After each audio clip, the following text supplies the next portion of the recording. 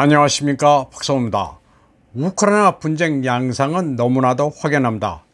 여태까지 숱한 무기를 게임 체인저라고 불렀지만 진정한 게임 체인저는 지금 러시아군이 다량으로 운영하고 있는 이란제 카미카제 드론입니다.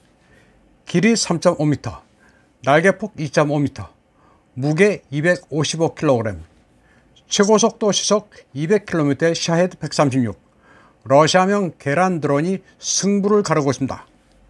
가격도 저렴해 5천에서 1만 달러에 불과합니다. 트럭의 선반에 실려 대규모로 적진을 향해 날아가는데 이 드론을 격추하기 위해 한 개에 100만 달러나 하는 패트리엇 미사일을 사용하기도 곤란합니다. 말이 드론이지 미사일이나 다를 바 없습니다. 샤헤드 드론에는 카메라도 없고 원격 조종 방식도 아닙니다. 미리 설정된 타겟을 향해 글로나스 같은 위성 항법 시스템에 의지해 날아갑니다. 러시아군은 9월 초 처음으로 샤헤드 드론을 우크라이나가 성공적으로 반격 작전을 수행한 하리코프 지역의 전장 목표물을 상대로 사용했습니다. 당시 우크라이나군 장성은 월스트리트저널에 샤헤드 드론의 성능이 공포스러웠다고 털어놨습니다. 샤헤드 드론이 4대 야전 포병 시스템을 박살낼 정도였습니다. 그러다 러시아군은 9월 20일부터 드론을 오데사, 니콜라예프 같은 우크라이나의 전략 거점 도시를 공격하는 데 투입했습니다. 샤헤드 163은 첨단 무기는 아닙니다. 소음도 크며 포착하기도 쉽고 속도도 느립니다. 소화기나 대공포로 격추할 수도 있지만 물량 작전에는 당연할 도리가 없습니다. 터보젯으로 움직이는 크루즈 미사일이 최고 50만 달러 하지만 샤헤드 163 드론은 너무나도 저렴해 끝없이 투입할 수 있습니다. 때문에 우크라이나가 보유하고 있는 대공 무기들을 소진시키는데 아주 효과적입니다. 러시아가 이란제 드론을 얼마나 투입했는지는 알 수 없습니다. 다만 젤렌스키는 자기네들 정보기관에 따르면 러시아가 2,400대를 세대줬다면서 공포에 떨고 있습니다.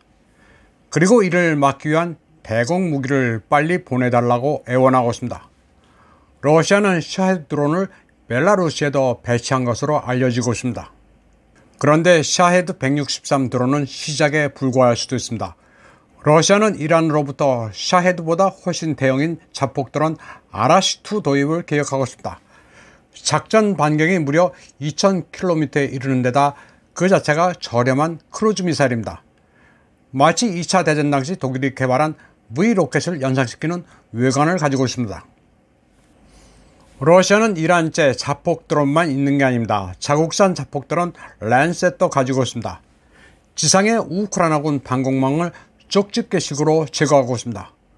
러시아의 전술은 아주 간단합니다. 우크라이나군과 직접 교전을 최대한 자제해 병력 손실을 최소화하면서 키예프의 전쟁 수행 의지 자체를 말살하고 있습니다. 러시아군은 자포리지아에서 우크라이나의 S-300 방공미사일 포대를 파괴했습니다. 전쟁 양상이 소모전으로 바뀌었습니다. 우크라이나군의 전력은 급속히 말라가고 있습니다. 서방이 무기를 아무리 찔끔찔끔 지원해봐야 결과는 불보듯 뻔합니다. 러시아군이 무기가 다 떨어져 핵으로 위협한다는 말들은 다 거짓입니다. 러시아군은 무기가 남아 돌고 있습니다. 전차와 보병 전투차, 야전 방공 시스템까지 없는 게 없습니다. 신용과 구형을 모두 쏟아붓고 있는데 그야말로 화수분입니다.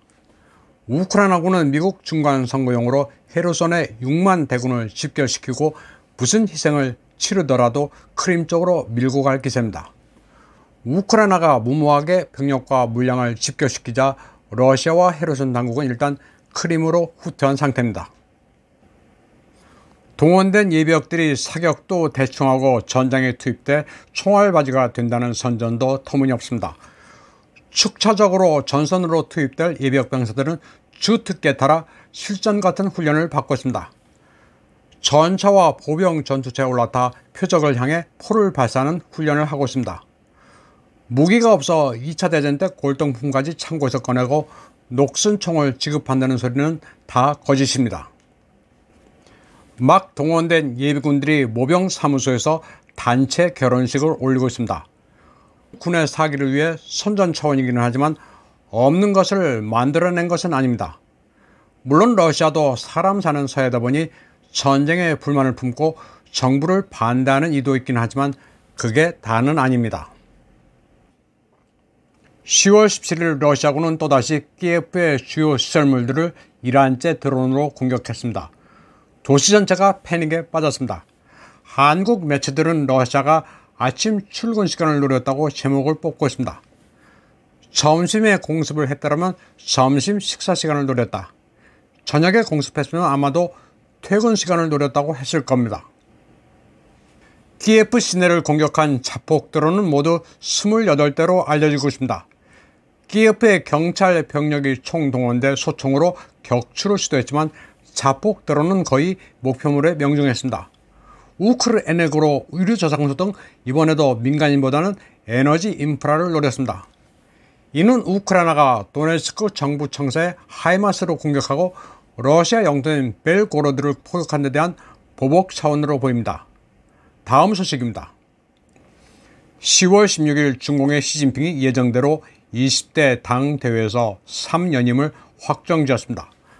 모택동 이후 가장 강력한 통치자가 됐습니다.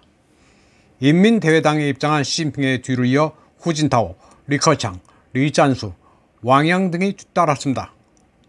시진핑은 이 자리에서 제로 코로나 정책, 홍콩 마카오 통치 안정, 군사력 증강, 과학기술 발전 계획 등 여러 가지를 언급했는데 가장 주목을 끈 대목은 타이완 문제였습니다. 시진핑은 타이완과의 평화 통일을 위해 노력하겠다면서도 무력 사용 포기를 약속하지는 않겠다고 말했습니다. 그리고 타이완 통일은 외부 세력의 간섭 없이 중국인들이 해결할 일이라고 말했습니다. 해석하기에 따라 틀리지만 무력 통일에 방점을 뒀다기보다는 우크라이나 사태의 연장선상으로 타이완을 보지 말라는 경고의 의미가 더 강합니다. 시진핑은 타이완 문제에 7분을 할애했습니다. 미국과 서구가 나토를 아시아로 끌어들이려 하는 것을 중공은 극도로 경계하고 있습니다. 북한의 김정은이 도발한 것도 중공과 연계되어 있는 것으로 해석이 가능합니다. 타이완 유사시 일본과 한국은 절대 개입하지 말라는 경고를 북한을 통해 한 것으로 보는 게 맞습니다. 한국과 일본에는 당면한 위협이 북한의 탄도미사일인 만큼 타이완에 무슨 일이 벌어져도 신경을 끄라는 메시지입니다. 우크라이나 분쟁에서 러시아가 승리하면 당연히 중공이 힘을 받게 마련입니다. 때문에 지금 분쟁에서 러시아가 괴멸되고 있다느니 하는 부정확한 정보는 정세 판단의 오류를 일으킬 수 있습니다. 지금 국제질서는 누가 적이고 우군인지 마구 뒤바뀌고 있습니다. 나토는 중공에 대항하고 있지만 사실 경제적으로 유럽은 다시 중공에 다가가고 있습니다. 10월 17일 BMW는 영국 옥스포드 교회 미니 생산 라인을 중공에 옮기기로 결정했습니다. 유럽은 에너지난으로 제조업 생산 기지로서는 종말을 구하고 있기 때문입니다. 중공이 잘 나가는 것은 저도 그리 탐탁치는 않습니다. 그러나 정세만큼은 있는 그대로 냉정하게 봐야 합니다. 이번 방송은 여기까지 하겠습니다. 시청해주신 여러분 감사합니다.